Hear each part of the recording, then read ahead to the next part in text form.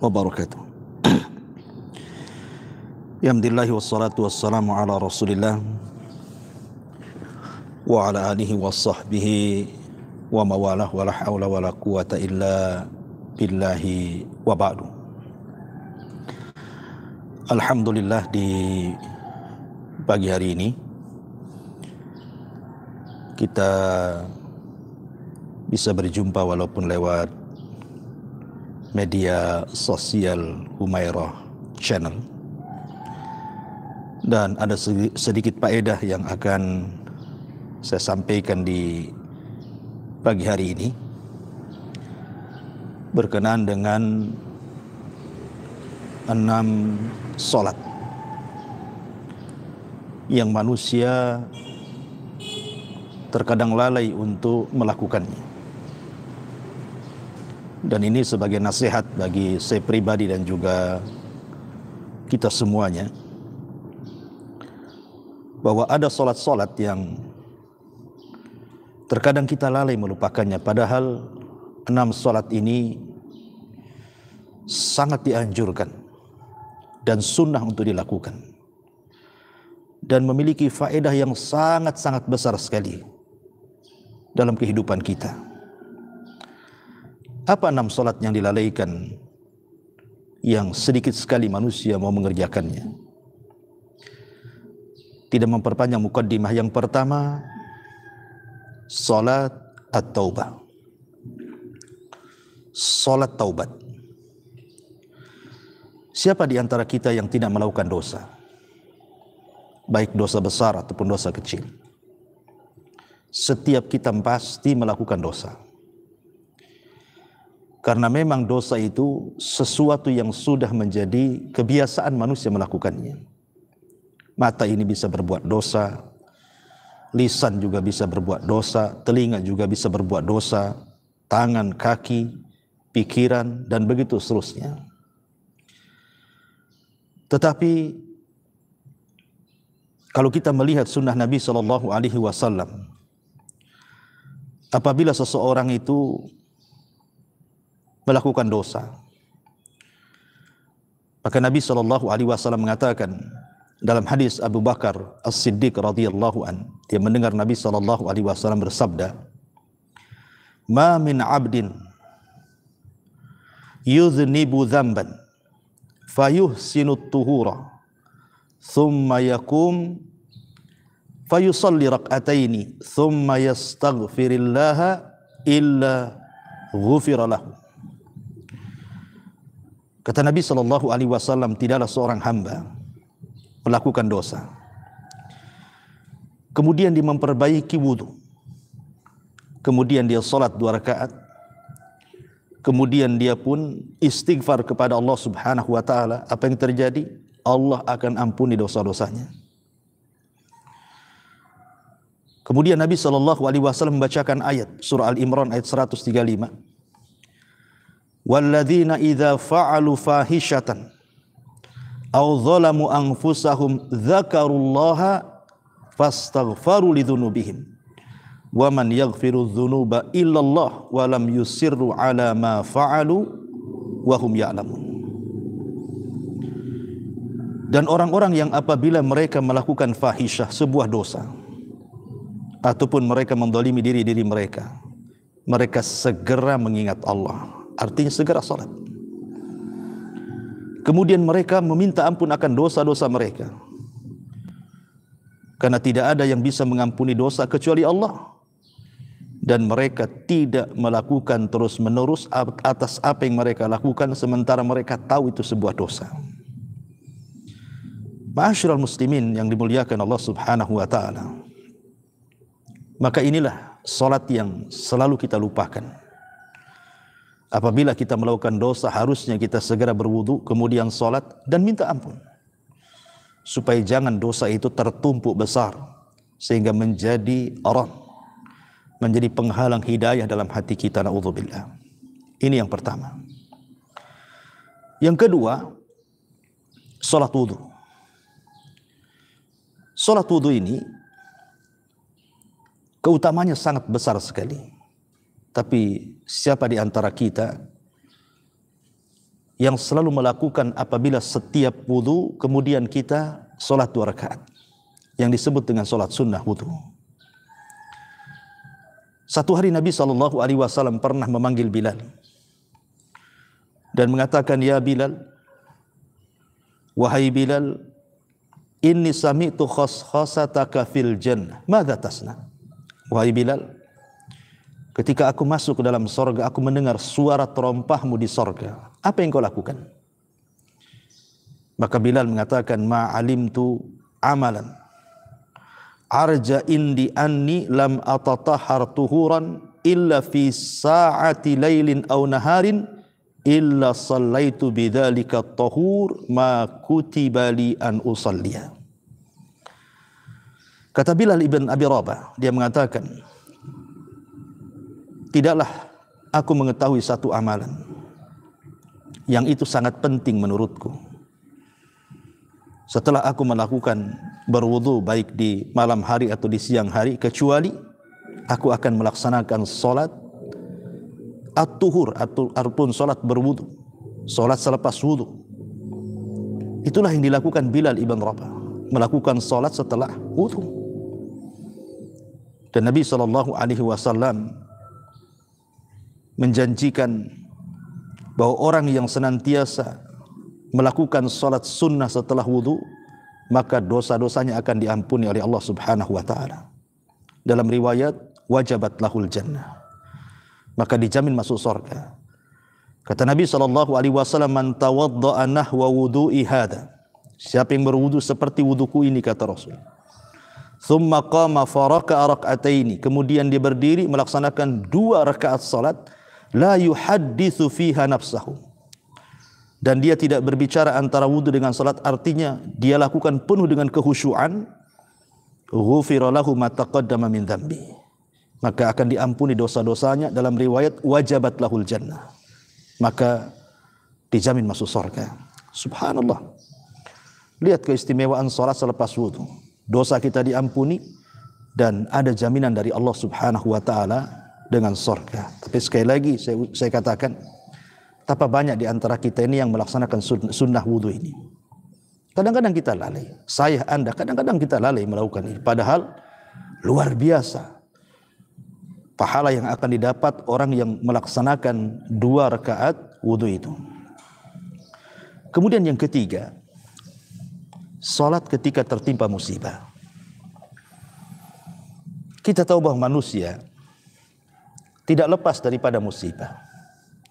Entah musibah dari keluarga, entah musibah dari kesehatan, entah musibah dari mana datangnya, ekonomi. Kadang-kadang kita diuji oleh Allah Subhanahu wa taala, mungkin sebagai pedagang tidak laku dagangannya.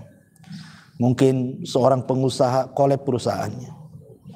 Mungkin dia seorang karyawan di PHK pula dari pekerjaannya.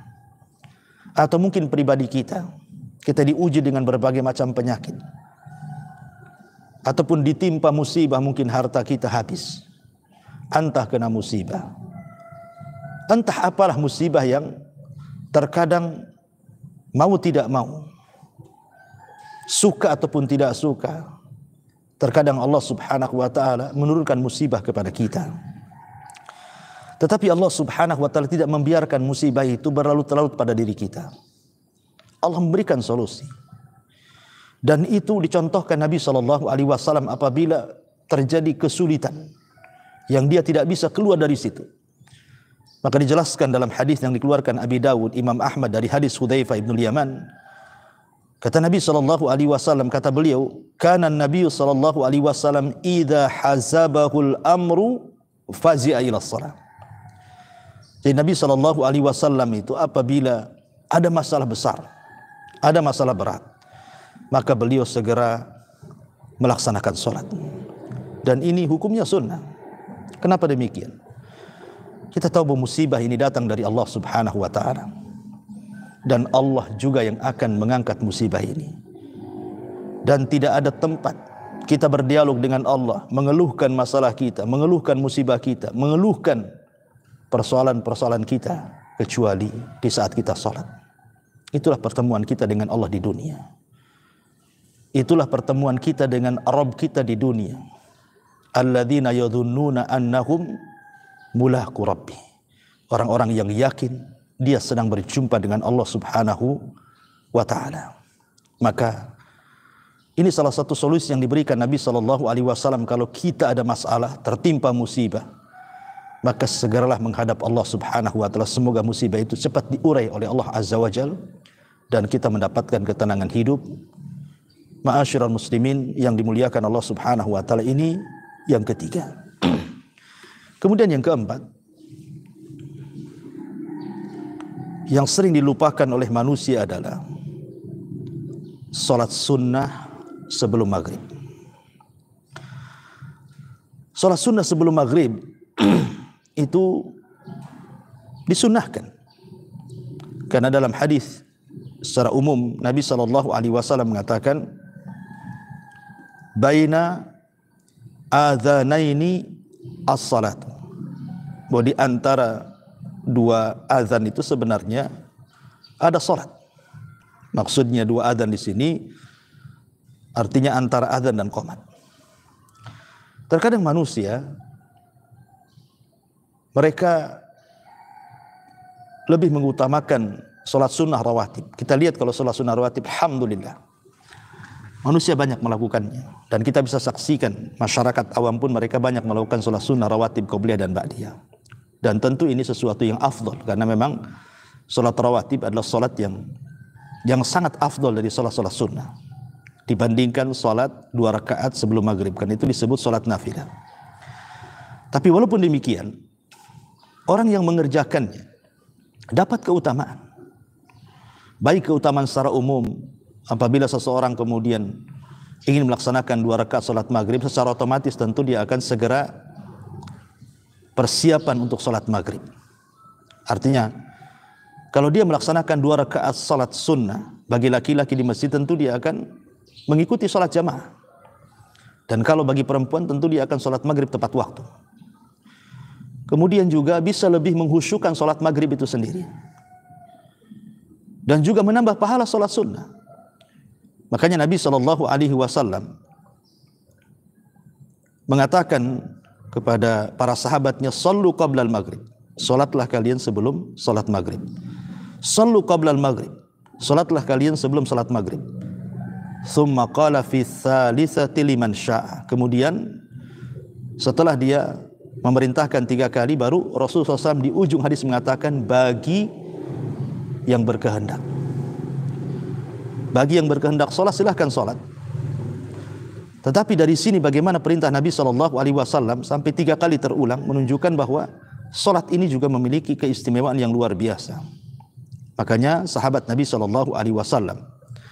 apabila mendengar azan maghrib, mereka bersegera salat 2 rakaat sebelum qomat. Dan Nabi SAW menyaksikan mereka dan tidak melarang mereka. Bahkan Nabi memerintahkan di hadis yang sudah saya sebutkan tadi. Ini yang keempat.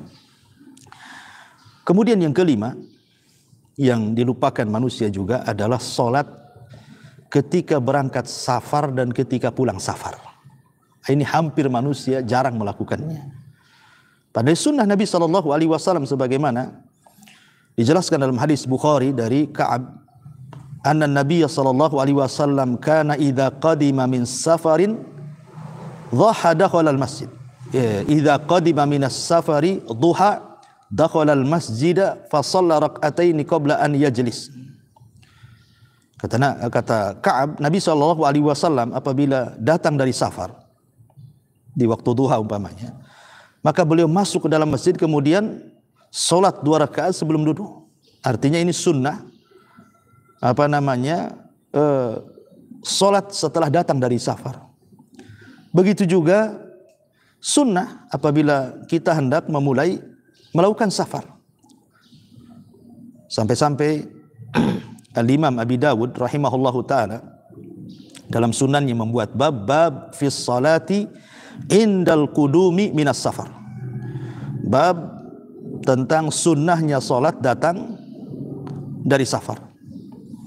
Datang dari safar, ya. Maka ma'asyiral muslimin yang dimuliakan Allah Subhanahu wa taala, ini sunnah yang terkadang dilalaikan oleh manusia, salat sebelum dan sesudah bersafar. Ma'asyiral muslimin yang dimuliakan Allah Azza wa Jalla. Kemudian yang terakhir tentu salat istikharah. Salat istikharah itu sunnah hukumnya, di mana terkadang kita ini dipilihkan dengan sebuah permasalahan, 2 atau 3 masalah, kadang-kadang kita bingung harus memilih. Apakah saya harus memilih masalah A atau masalah B? Masalah B atau masalah C? Terkadang kita dihadapkan kepada sebuah pilihan.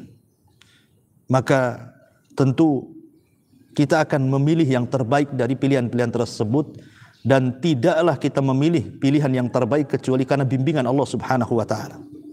Karena Allah yang tahu maslahat kita, maslahat ke depan urusan kita, kehidupan kita.